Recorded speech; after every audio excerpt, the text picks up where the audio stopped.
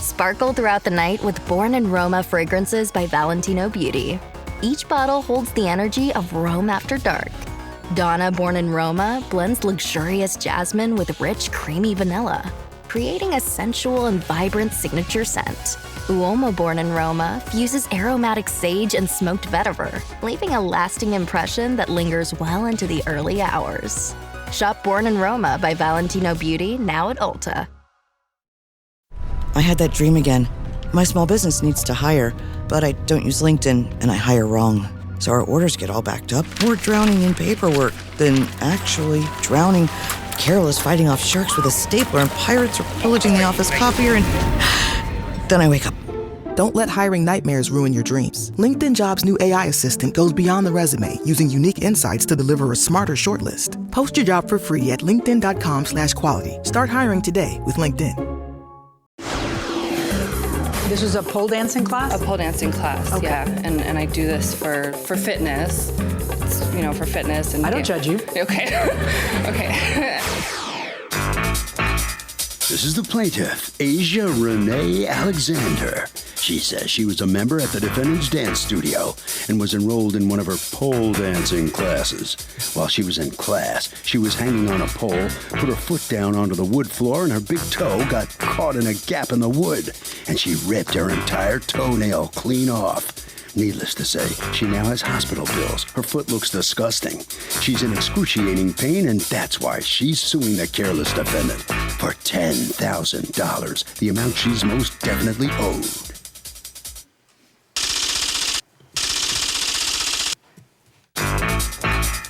This is the defendant, Emma Ridley. She says she owns a studio that teaches many dance classes, including burlesque, belly, hula hoop, and pole dancing. All students sign a waiver stating everyone dances at their own risk due to the nature of the classes she offers. Besides, her floor is in fine condition. The pieces fit together like a puzzle, and there are no holes or gaps in it. Now, 2 years later, the plaintiff gets it in her head to sue her for some kind of stubbed toe? Really? She's accused of owning a pole that takes its toll.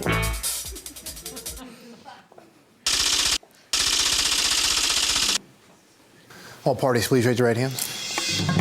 What you are about to witness is real. The participants are not actors. They are actual litigants with a case pending in civil court. Both parties have agreed to drop their claims and have their cases settled here before Judge Marilyn Milian in our forum, the People's Court. Be seated, come to order.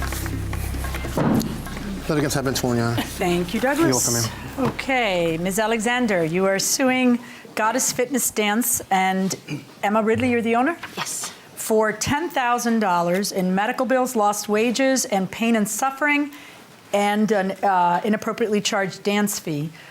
Because according to you, due to her negligence, you ended up having your toenail ripped off. Yes. Ouch. Tell me what happened. I was a member at the dance studio for a couple years.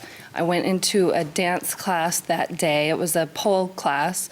And how much were you paying by the month or by the class? By the month, $200 a month to dance there. How often would you attend dance classes? Like 5 days a week. Okay. 4 to 5 days a week.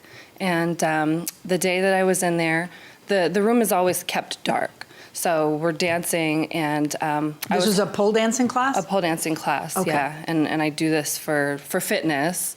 It's, for fitness. And I don't judge you. Okay. Okay. It is a great workout. No, it looks like a tremendous workout whenever I see somebody else do it. Sometimes I'm really impressed with the heft of the people who are doing it. That's when it's real. I mean, when I see some skinny girl doing it, I don't really care. But when I see somebody who's like pushing 200 doing it and doing it that well, it's amazing. But anyway, go ahead. Yeah, so I was dancing, and I was using the pole to get up off of the floor in my routine that I was doing.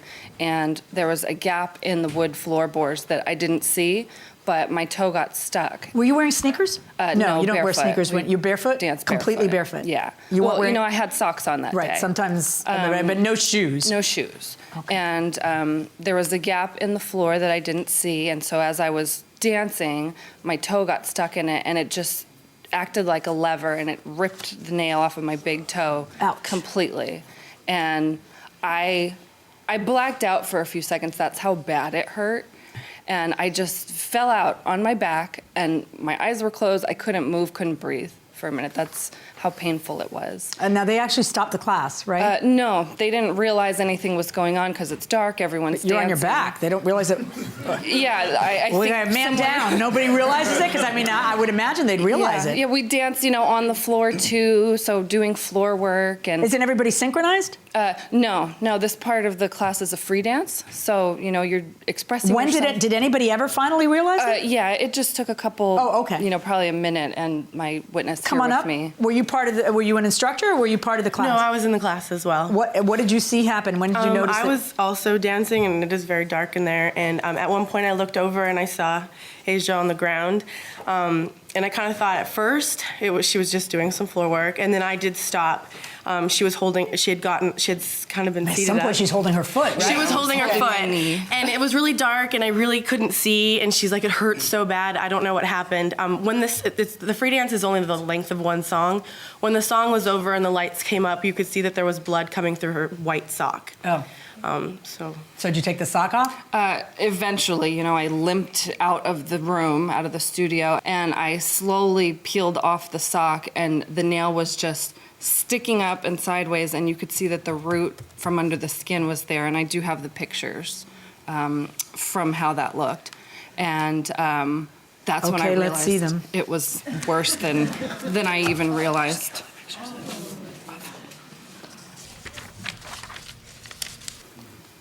Oh.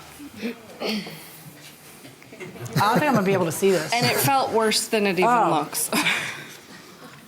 I've had a nail ripped. I know exactly how much it hurts. Yeah. In fact, I think I've had a toenail. Oh my gosh, I can't even look at it. Oh, God Almighty. Oh, that is rough, honey. It was awful. That is rough. Okay, so what did you do? Where'd you go from there? I was talking myself into just going home and figuring I could take care of it myself or something, but Tina was saying you're gonna have to go to urgent care. You're gonna have to. It's that bad. But I was so terrified. I am deathly afraid of needles. I knew this meant I was probably gonna have to get a shot or something, and I don't know what they're gonna do. I didn't want to go, but I finally had to. What is this a picture of? The crack? That's the gap in the floor. Yeah. When was this picture taken? Afterward. How? Well, obviously. How long afterward? The next day. The next day. Who took the picture? I did. Yeah. You did. And how did you take the picture? With my iPhone. Does that crack have a piece of tape on it? It did at one point. But not at the point of this picture? No. Is that blood? Yes. Yeah. The next day. And that was a Whose idea was it to put the dollar bill there so I could see the scale? Mine. Brilliant. Thank you. Afterward, I found out that the floor had been taped. The teachers taped it up so that no one would get hurt because they did notice it. How did you find that out? Tina told me. Right. And the teachers got yelled at by the owner for having tape on the floor because she said she didn't want... Do you have any evidence of that? I have their statements, yes. Can I see their statements? Yes. What's going on? I own a dance studio. I do get the floors checked periodically. I brought wood to show you. It is a pergo flooring. It does fit in pieces like a puzzle. Yeah, but they're supposed to be secure and not gap, and especially in a dance studio. I understand that. I felt extremely sorry, and I did offer to pay. The next day, I left her a message. I wasn't there. I was at another location, and I wasn't at this studio, when the incident happened. Is it true that your instructors had put tape down to protect your students, and that you had told them to lift the tape up because it looked trashy? No. Can you imagine why any instructors would lie in unison like that and say, because according to you, there's nothing wrong with the floor? Right. Except for that I have pictures of something wrong with the floor. It did shift and things did move. So but that's not what you said in your answer to the complaint before you knew that they had pictures. In your answer to the complaint, what you say is that the floor is perfectly fine and there's nothing wrong with the floor. It's a movable it's a lifted floating floor. I don't know what that means, because a lifted floating floor has to do with what's under the floor. It doesn't mean your floor actually moves around and floats, okay? It means there's concrete. And especially not at a dance studio, because people can get really hurt. What do you think is going to happen? I wasn't at that location. I was building another location, so... And let me tell you what two people say who were instructors at your studio. The studio had wooden floors that were installed by sliding the boards together. That's how these floors work. Over time, the boards started sliding apart in different directions in the studio, leaving gaps. That's when you get the floor fixed. I informed Emma Ridley of this problem many times, but nothing was ever done to fix the gaps. I, along with other dance instructors, put tape over the gaps on the floor to keep the students and ourselves from injury. Emma Ridley took the tape off and told myself and other instructors to stop putting tape on the floors because it made the studio look bad and was drawing attention to the fact that the floors were not in good shape. She told us to kick the floorboards together to eliminate the gaps, but that did not work well, and the boards would separate again very quickly. I did get... True or not true? I did say that I'm going to get a guy to come in and make sure they're all shifted back together. I did tell them to take the tape off the floor. It would leave sticky residue and you'd get your feet stuck and you couldn't dance. Everything is classical ballet and yoga based. It's a very slow, esoteric movement. Pole dancing is not stripping. It's very different.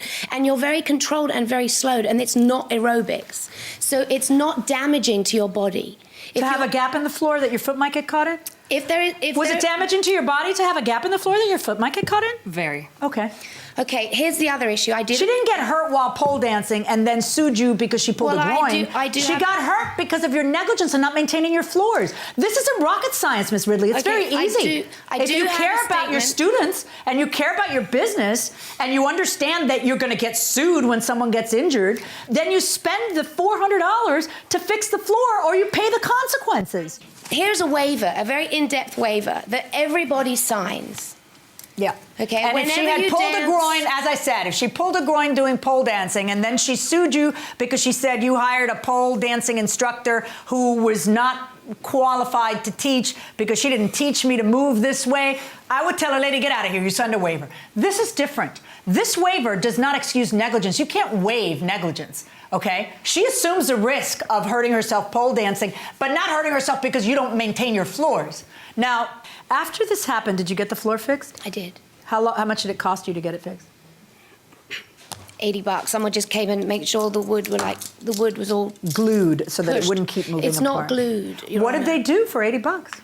They just made sure the edges were all pushed in. And they said, if it happens again, just have your instructors push with their feet. That's what you did to fix it? You paid somebody to push it like the same way you could have pushed it? I don't think you're being honest. I think that you paid him to actually fix it, and all it cost was $80. There wasn't any. Apparently, that's the value on your nail. Yeah. $80. All right. I was willing to pay the hospital costs. I just think $7,000 in personal pain and suffering, $2,000 for a chiropractor, $2,000 for brand new shoes or everything else she's listed in this $10,000. When she submitted, did you ever submit the bills to her? Yes. What happened, she did contact me a couple days later. She left me a voicemail apologizing and saying that she would pay the urgent care bill. So I called her at that point, realizing, well, it's not just urgent care. Now I have to have follow-ups. I missed a few days of work because I'm a massage therapist. I work on my feet, and I couldn't do it. So I called to let her know these things, and then she ignored my calls. She didn't call me back. Do you have any independent evidence besides your testimony of how many days you missed of work? I have, yes. I saw a typewritten piece of paper you prepared for court that states how much you say you lost. That is not the same as what I'm asking. Okay. I would like proof of the amount that you're asking for. In other words, do you work at a place? Are you an employee of a place? I'm an independent contractor. Okay. Do you have any statements from all these people that they had appointments? Because there are independent contractors and there are independent contractors. Some people are very busy. Some people are not very busy. Right. No, the thing that I have is my schedule from that day showing what appointments. But you don't. What you have? Let me see what you have. What you have is a typewritten piece of paper saying what you say you missed. Is that what you're calling your schedule? Well, this is my actual schedule where I write my appointments every day, and that's the most that I have. And I also Show me your medical bills. What ended up happening? You went to urgent care. Yes. And they had to take the nail off? Yeah. They put,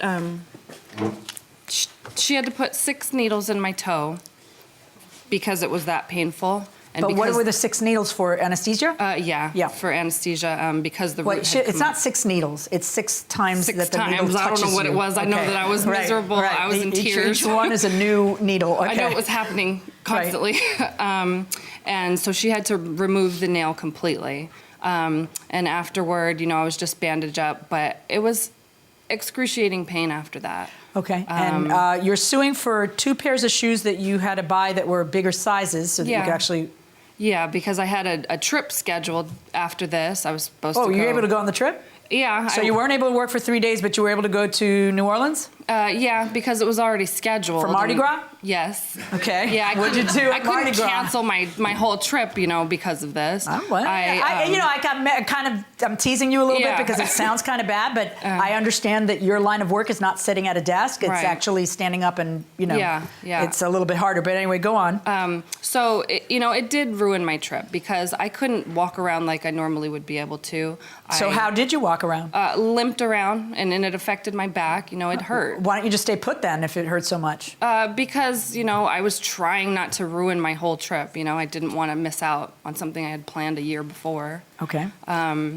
I had to get those shoes in order to get my foot in them. And I didn't go, spend any extravagant money. No, it's for 2 shoes, less. It was $43. You're not asking for a ton of money on that. Now, according to you, she actually charged you for March? Yes. She charged you on March 12th the dance fee? Yes. But you had already canceled by February because this happened on February 5th. I think it was. So you had already canceled in February with a doctor's note, and she charged you for March. Can you show me proof that she charged you for March? Yeah, that's in the stack of bills that I gave you. Okay. And the $7,664.54 that you are suing for is for pain and suffering. That's the part that you take the most issue with, of course, because you think that it's excessive. And you feel it's excessive because 3 days later she's at Mardi Gras, woo! And then you feel that it's not because. I need to hear about your pain and suffering. Welcome back to the People's Court. Harvey Levin here. So how much money should this plaintiff get for pain and suffering for a ripped out toenail? I think the $3,000. $3,000. How'd you come to that? Yes, because you have to pay the medical. No. It's not about medical bills. It's about all the hurt and anguish you feel. Oh, okay.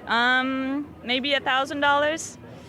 You're really cheap. Yeah, I don't know. What do you think? I think maybe 3,000. I mean, that's some gross stuff that happens. It's not that it's gross. It's that it makes you wince because it's so painful, right? And it's gross. Like you. Okay, it's gross. Okay, it's gross. Going inside the courtroom. I had to have the bandages changed. That was awful because the bandage gets stuck to the skin, the raw skin, and you have to, tear that away. Going to the follow-up visits were awful. They would pick and prod at the toe. It was very, very painful. I couldn't sleep at night. This was in the beginning because it would wake me up from throbbing. And still to this day, unfortunately, it took a year for the nail to grow back, and it did, but I still have sensitivity. So when I dance or do yoga, I can't always do it full out. Okay, and let me hear your response. 3 days after this happened, she is in Mardi Gras, so I don't see what there's pain and suffering in having, Perhaps I should rip out your toenail and you'll see the pain and suffering. And however, I am with you here. Show her those 2 pictures and tell me what I'm supposed to do with them. What are these pictures of that you're going to show me here? Just the studio and the floor. Let me see them. That's not even where I was at. That's a different building. It's the same floor. We've used the same floor. That's not the actual studio where it happened? Well, the actual location is closed now. Okay. So this is the current location. That we've used the same floor in 7 different locations. Okay, I want you to see the 2 pictures that I handed over there of the nail and the gap. And I want to ask you, as a business owner, do you feel that you are responsible for her nail being ripped out? Yes, I do. Because you did not maintain the floor? Yes, I do. Okay. And your medical costs are $1,275.98. So you don't dispute that. What do you disagree about? If she'd have been in real pain, she would have to have canceled her vacation. I think you were in pain, and I understand why you went, but it's kind of hard to look me in the eye and say I'm $7,000 in pain and I was partying in Mardi Gras on day 4. Well, I wasn't really partying. You had to limp around and party? I was there. I actually went with my family, and I would have been out of even more money if I hadn't gone on that trip. Yeah, okay. And so here's my ruling. I find in your favor in the amount of the medical bills. I find in your favor in the amount of the shoes that you were forced to buy. I find in your favor in the amount of the dance fee for one of the 2 months that wasn't returned to you already. That's $1,515.46. As for your lost wages and pain and suffering, I believe that you're entitled to something. It's kind of tough when you're a solo to prove how many people, but it's not that tough. If you gave me an affidavit from each of those people saying I had an appointment scheduled and it was canceled on me, these are your clients. Presumably you're able to do that. Because otherwise you could just fill in your little book, take a copy of it and tell me, look at me, I make, this much money a day. So that's kind of difficult, particularly when you're in Mardi Gras on day 4. But I think this is painful. And I think that you're entitled to something for your pain and suffering, particularly when it would have taken $80 to keep everybody safe there. I think that's just despicable.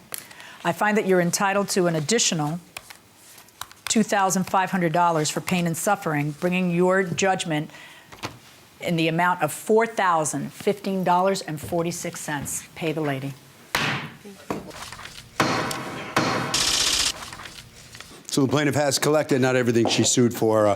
What's your thought on the outcome of the case here first? I just think she's an opportunist. She thought that I was going to just hand it over to You saw the picture, right? To my insurance company. But, I do apologize if the floor had a gap in it. You do dance at your own risk. You understand that your waiver doesn't indemnify you against negligence, in other words, problems with the floor. Now I understand. Yeah. Yeah. I mean, my waiver is pretty in-depth. You still do the pole dancing classes and do all that stuff? Yes. Would you like to come take a class? Maybe. All right, head right around the corner there, and let's see what the plaintiff has to say about collecting, but not everything you sued for. Yeah, I feel, a little disappointed on the amount because I do feel that there was a lot more suffering to it and pain, but I'm still, happy with that. All right, and you still taking classes? Is that your form of exercise still? It is my form of exercise still at a different studio. Right, but it's pole dancing, right? Yes. Is that good exercise? It's wonderful exercise. Okay. Yeah. Good luck. Thank Harvey? you. Thank you.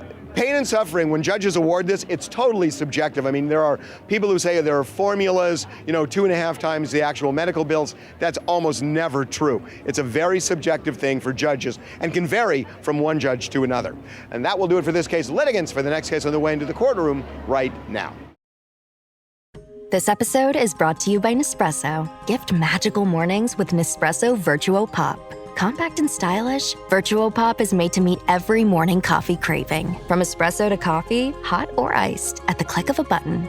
And celebrate the season with Nespresso's limited edition coffee flavors. Sweet almond and hibiscus, cinnamon and candied tamarind, and festive double espresso. Magic in the making. Shop the holiday gift collection exclusively at Nespresso.com. This is Jason Momoa, and I'll be your finance professor today. Welcome to Banking Smarter 101 with Chime. Bam! First lesson, sign up for Chime and set up direct deposit. You'll be joining millions of members banking fee-free. Second lesson, get cash back on eligible purchases while building credit and a higher APY on your savings.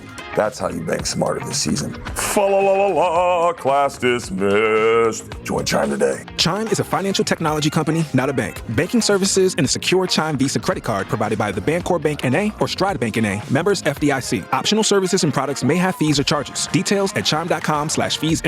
With a qualifying direct deposit, earn 1.5% cash back on eligible secure Chime Visa credit card purchases. On-time payment history may have a positive impact on your credit score. Results may vary. APY means annual percentage yield. Learn about credit building and more at chime.com.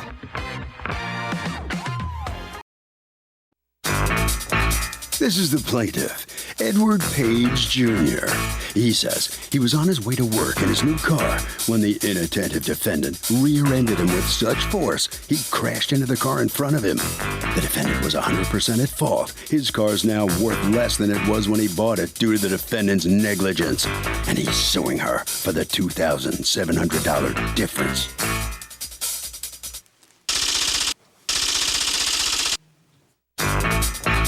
This is the defendant, Lauren Ives.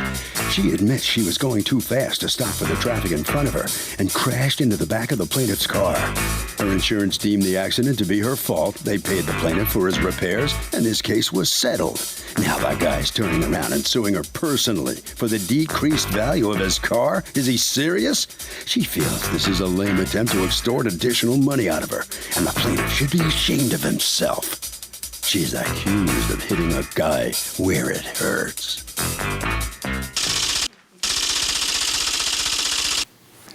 All parties, please raise your right hands.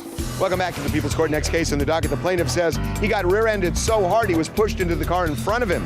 Now, the defendant says, yeah, she was going too fast, but her insurance paid. It's the case of, you really hurt my rear. Okay, Mr. Page, you were suing Ms. Ives for diminished value of your vehicle after an accident that you folks had back in August of 2011. Correct. Tell me what happened. All right. I purchased the car on August 2nd, 2011. It was certified pre-owned. It was in excellent condition. As buying the car certified pre-owned, it meant it underwent a 156-point inspection. I drove the car for about 4.5 months. I loved it. And then on December 16th, the car was rear-ended by Lauren and pushed into the car in front of me. The damage was extensive. What happened? How did the accident happen? We were coming to a stoplight, and I didn't realize that the traffic was stopped. What force did you hit his car? Well, how fast were you going? I believe I was going like 35. And there was no braking at all? I braked, but I braked too late. Yeah, too late. And you had a 3-car pilot? So I braked, and then I think he was too close to the car in front of him, so then he got pushed into it. He was parked. He was at a light. I was stopped. He was stopped at a light. How much distance do you want him to keep between him and the car in front of him at a light? Yeah, so I hit. That's not like him. driving and you're following too closely. That's just you sending everything. So a 3-car accident? Yeah, the car in front of me. Now, my understanding is that her insurance covered your damages. Correct. As in paid the auto body repair place to repair your car. That's in fact, they paid like $13,000. It was a little over $12,000. A little over $12,000. So after that, sometime after that, you get a light bulb over your head and decide, wait a minute, I want diminished value, which I didn't sue for. I didn't claim when I made the claim. Right. All right, tell me about that. About a year and a half after the accident, last summer, I decided to look into buying a new car. And I realized, with this accident on the record, it most likely would show up and I would get less value for the car. Because the car, when I got it back, it was repaired beautifully. It drove great. I didn't notice a difference. And, only having the car for 4.5 months before the accident, I just kind of wanted to enjoy it. But what made you think of it all those months later? When I went to go sell the car. Oh, you were going to sell the car? When I thought about buying a new car, yeah. Oh, okay. And I would so trade you my take the car into CarMax. Right. And they make you an offer. Yes. And it's kind of low. Yeah, surprisingly low. What did they say? They said $55,000. Or $5,500, I'm sorry. Well, that wouldn't be low. That'd be awesome. That'd be you should have taken it and run. Yeah, $5,500, which, I know cars devalue every year, but after a year and a half to 2 years. What's the Blue Book value for your car? The Kelly Blue Book value for a traded and good value was $9,133. I also did an Edmunds.com appraisal, and a clean trade-in would be $7,937. So the way I found the number 2,700 was by averaging those two, subtracting it from the offer that I got from CarMax, $5,500. That gave me $3,035. I subtracted 10% because I know in buying cars, just like any major property, you can talk to people, talk them down, work with them.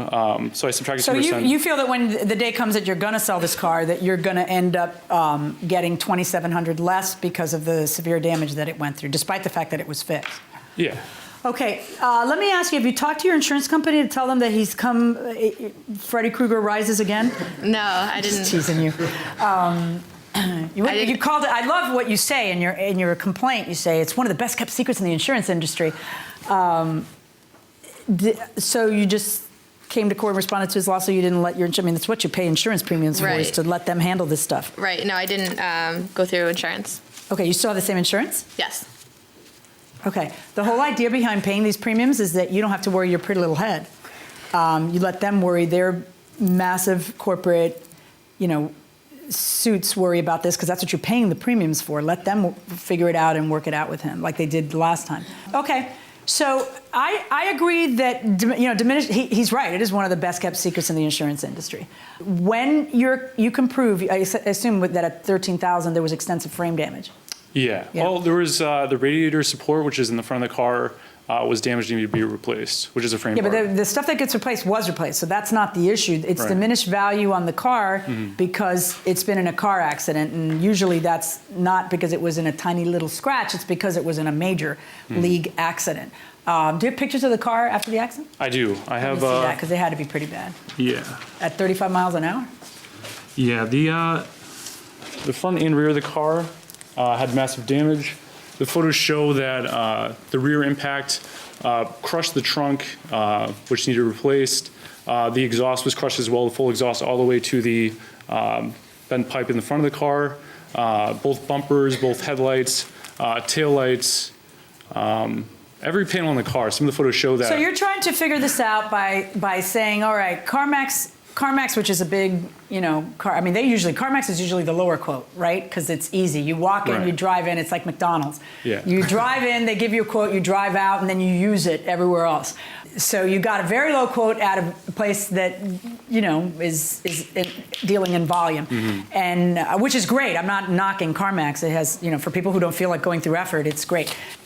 And you are deducting that from the Blue Book values it should be. But what if you were to get more if you sold it on your own? So, should the plaintiff be able to get the cost of the diminished value of his car when he turns around and sells it, even though his car was fixed fine? I think she should because he should, or he should, because it was in mint condition. It would have stayed in mint condition had this not happened. Right, but the car runs fine and everything else. Absolutely, they should get the price because it loses the value. So as soon as it gets hit, that loses the value. Yeah, but you don't know what it's going to be like when he turns around and sells it. It could be a junker by the time he does that. Well, if it was diminished value, they should be able to sue the person. If they were completely not at fault and the insurance company agrees with that, then they should be able to be compensated for that loss. Fair enough. Going inside the courtroom. I agree with you that you are going to get somewhat less. I don't agree with your math. Okay. So this is kind of a rough justice kind of thing. So watch me do a little rough justice here. And what I find is that there is, by the way, the purchase price of the vehicle was $22,000? It was valued around a little over $20,000. You paid 19. I'm sorry. You paid 19. Yep. Yeah. I find that you are entitled to diminished value in the amount of $1,500. And this is something that your insurance company should cover, by the way. So go ahead and call them as soon as you walk out. Good luck, folks. Thank you.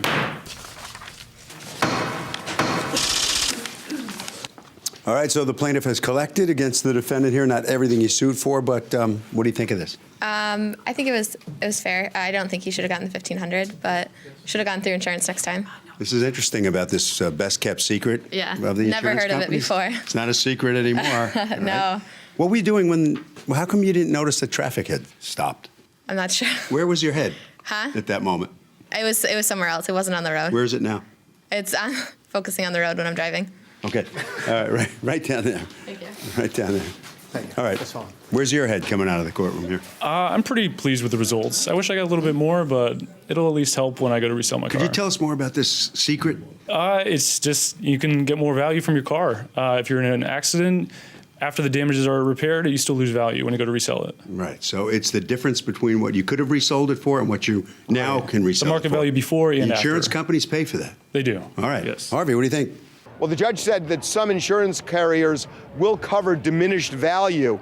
Not all of them do. As a matter of fact, the one I have does not, and mine is a major carrier. And that will do it for this case. Litigants for the next case on the way into the courtroom right now. Ray-Ban Meta glasses come with open-ear audio, so you can listen to your favorite music without blocking out the world around you. Hey, Meta, play Gorgeous. Here's Gorgeous by Doja Cat. You can also ask Meta AI questions. Hey, Meta, when's Doja Cat's next concert? Doja Cat is playing at the Los Angeles Theater next Tuesday. Sweet. Ray-Ban Meta glasses, available at Ray-Ban stores and other authorized retailers.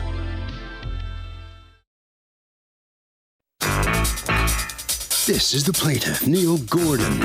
He says he brought his computer to the defendant's shop to have it repaired. And when he went to pick it up, it wasn't fixed at all. And he complained the defendant told him it would cost him an additional $75 to get it running right. And there was no way he was going to pay the guy twice for the work that should have been completed the first time. When he refused, the defendant jumped out of his wheelchair, grabbed his computer, still has it, and that's why he's suing for $250, the value of his stolen property.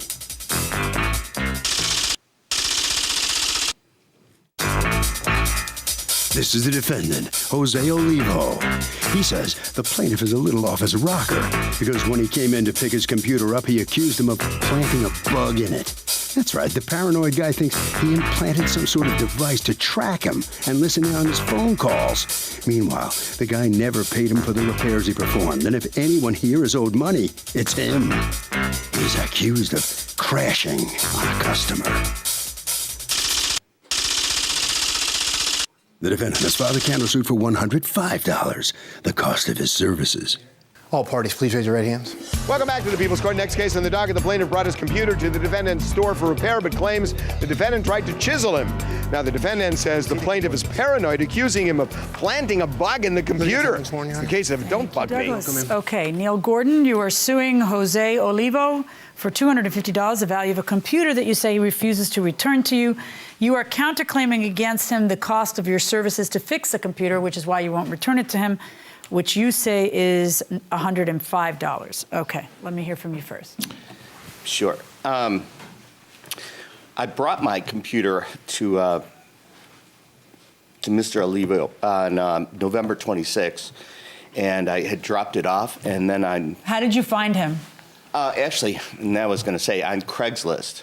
I read his ad, and it looked as though he wanted to start a business up, so I went, thinking that that would be, a good way to help him out. What was wrong with your computer? Oh, you did it was just real slow. What was wrong with your computer? It was just real slow. It just needed to be cleaned out a little bit. What is cleaned out a little bit? Files probably organized in there, and just to make it speed up a little bit. Just organize the files. Why don't you just do that yourself? Don't really know how. Okay. Yeah, I really don't. Okay. So anyhow, we had agreed before that to stop at $20. $20? Yeah, because... What are you going to get done for $20? Actually, you know what? There's a place near me that'll do it for $40, and that's a reputable big company. I also went with a friend, and then when you went to pick up your computer... I went to pick it up.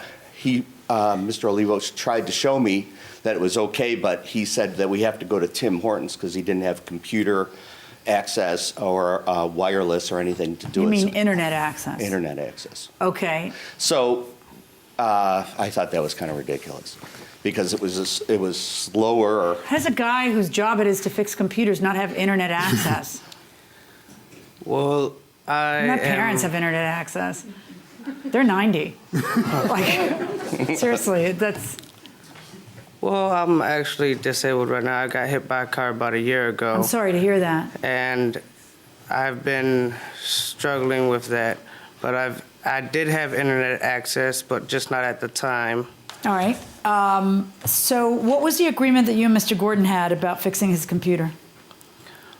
Well, it was definitely not $20. He told me that he only paid $20 for the computer, so he should not need to pay any more than that.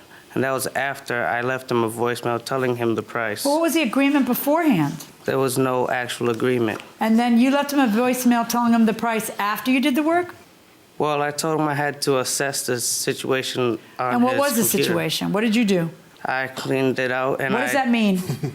I deprogrammed some programs. What does that mean? Software. You mean delete programs? I deleted it, and I went in the hard drive and certain areas where you can still find the program. And deleted it from there too?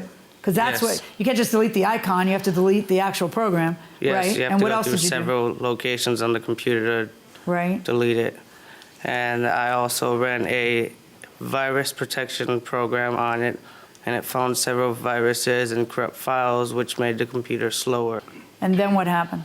It said that there was viruses attached to the Windows installation folder, so I had to reinstall Windows on the computer. And then, so you leave him a voicemail saying that'll be $75. Yes. And he, does he call you or does he just come? We talked over the phone. And did he mention anything about the price then? No, he agreed on it. He said it was okay.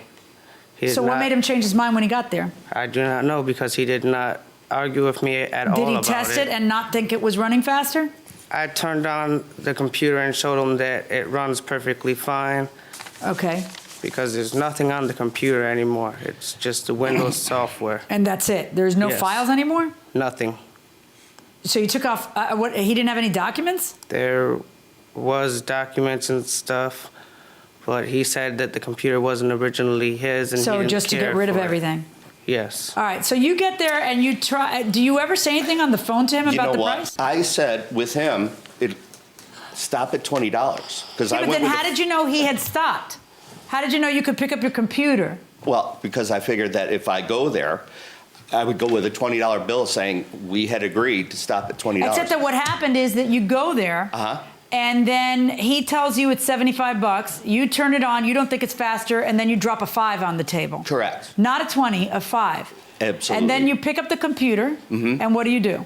I started walking down the corridor, and at that time, he was in a wheelchair, and he got out of the wheelchair and ran faster than I could to the door, and then ripped it out of my arms. So you're indignant that the man in a wheelchair when you tried to snatch the computer without paying from the man, you weren't able to get away with it because the guy in the wheelchair is a fraud and could actually walk and get the computer back from you. Okay. Do you think repair shops snoop around in somebody's computer? I think they probably do, but they probably shouldn't do that since it would be against the law. Okay, I'll try it a different way. Would it bother you if somebody snooped in your computer? Oh, absolutely. Why? Because I don't want them to see what I've been looking at. I'll stop asking. Going inside the courtroom. Is this his computer? Yes, it is. Okay. I had not paid $20 for that, as the defendant had said. How'd you get the computer? I was a special ed teacher. I just retired, and I bought it from a student's parent. How much did you pay for it? $70. You know what I think? I think that you guys maybe didn't settle on a price beforehand. I don't believe you told the guy, I'll just stop at 20, because that wouldn't solve your problem. Do you think $20 is going to buy you a whole lot of, the guy, you understand that the guy took off all the files from the other parent that they didn't take off. Right. That he took off all the programs that was, because that stuff does take up the time of the computer when you're trying to get from point A to B. It's doing stuff. That's slowing it down. So he took all that stuff out. How would that be? Because when he went to start it, it was slower than when I had started. Okay. So. All right, so here's where we are. I have you two who I think didn't really have a meeting of the minds as to what the work would cost. I have the computer being held hostage by Mr. Olivo because he feels he's entitled. Now, you had told him $75, so why are you suing for $105 in your counterclaim now? I gave him a discount for bringing a person there, and that person's unhappy too, right? The only thing that she was unhappy about was that her computer didn't turn on, and she did not tell me anything that was wrong with her hardware problems. She told me that she had just received this computer herself. Okay, but did you fix that lady's computer? I fixed the software issues, yes. And she would have seen it on if they came. It did turn on when she dropped it off with you? Yes. Yes. Okay. But I didn't have a charger for her computer either.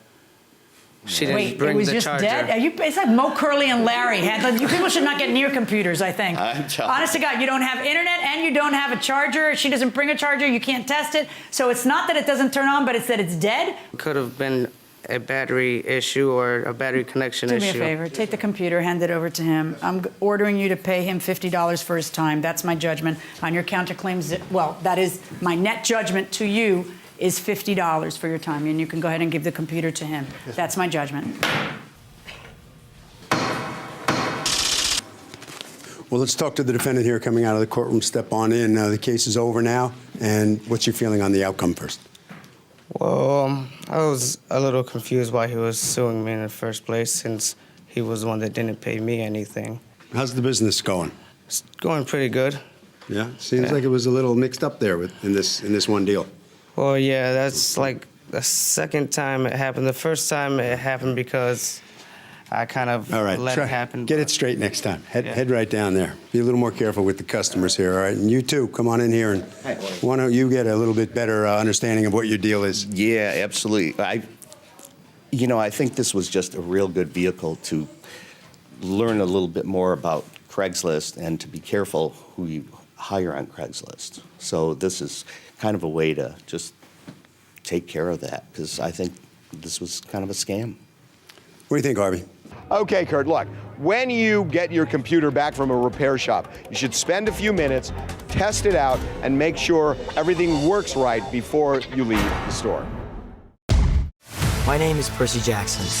Getting in trouble is like breathing for me. The hit series returns to Disney Plus and Hulu. The danger is greater than you can possibly imagine. What about Grover? Save Grover. Save camp.